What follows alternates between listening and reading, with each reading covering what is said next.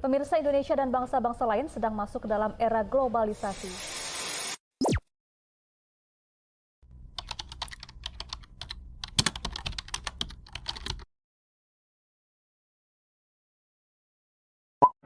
Halo adik-adik, kembali lagi bersama kakak Tic-Tac-Toe. Kali ini kita akan belajar mengenai globalisasi. Adapun tujuan video pembelajaran kali ini diharapkan 1. Adik-adik dapat memahami makna globalisasi. 2. Adik-adik dapat mengetahui bentuk dan gejala globalisasi, dampak positif dan negatif globalisasi, manfaat globalisasi, serta contoh globalisasi dalam kehidupan. 3. Adik-adik mampu memahami cara untuk mengurangi dampak negatif dari globalisasi. Adik-adik tahu nggak sih apa itu globalisasi? Globalisasi berasal dari kata globe yang berarti bola dunia. Arti dari globalisasi sendiri merupakan proses masuknya ke ruang lingkup dunia yang dipengaruhi oleh perkembangan teknologi, kebudayaan, transportasi, telekomunikasi, dan sebagainya. Globalisasi memungkinkan beragam produk dari negara lain dapat kita temui. Bahkan, produk Indonesia juga bisa loh kita temui di luar negeri. Contohnya seperti batik, makanan, sepeda, dan barang-barang lainnya.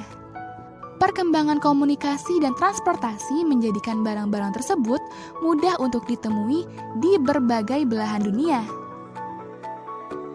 Setelah kita mengetahui penjelasan globalisasi, yuk kita lanjut ke pembahasan berikutnya terkait bentuk dan gejala globalisasi. Bentuk dan gejala globalisasi dapat kita lihat berdasarkan 4 bidang tertentu, yaitu 1. Bidang ekonomi. Globalisasi erat kaitannya dengan perdagangan bebas. Contohnya, kamu bisa membeli barang secara online yang dijual di luar negeri tanpa harus pergi ke negara tersebut. Prinsip dari perdagangan bebas ini seperti memudahkan transaksi antar negara. 2. Bidang sosial. Adanya kemunculan teknologi baru dapat mempermudah hidup kita untuk saling terhubung satu sama lain. Contohnya, ketika pandemi melanda, kita masih bisa melaksanakan pembelajaran secara daring dengan menggunakan gadget yang kita miliki. Contoh lainnya, kamu bisa mengetahui kabar temanmu yang berbeda wilayah hanya dengan menggunakan gadget. 3. Bidang budaya.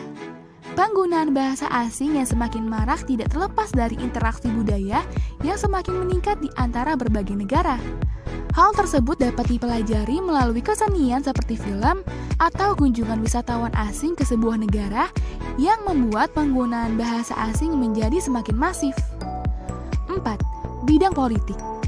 Adanya kebijakan nasional yang mempengaruhi keberadaan negara lain juga termasuk dalam salah satu bentuk globalisasi.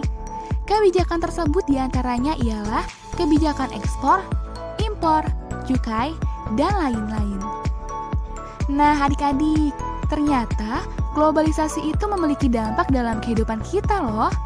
Dampak-dampak itu dapat dibagi menjadi 2, yaitu dampak positif dan dampak negatif. A. Dampak positif globalisasi. Ada 5 dampak positif globalisasi dalam kehidupan. 1. Perubahan tata nilai dan sikap.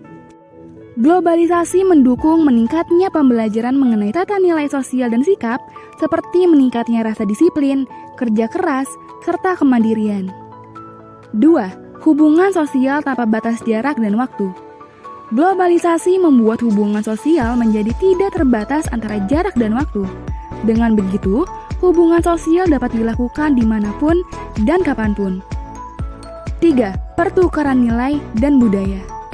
Dengan adanya globalisasi, nilai dan budaya suatu negara dapat terserap dan dipelajari dengan mudah di negara lain. 4. Berkembangnya ilmu pengetahuan dan teknologi. Kemajuan iptek dalam segala aspek menyebabkan kehidupan menjadi lebih produktif, efektif, dan efisien. 5. Meningkatkan taraf hidup masyarakat. Dengan adanya globalisasi, maka banyak dibukanya berbagai industri yang dapat menjadi usaha dalam mengurangi pengangguran dan meningkatkan taraf hidup masyarakat. B. Dampak negatif globalisasi. ada 5 dampak negatif globalisasi dalam kehidupan.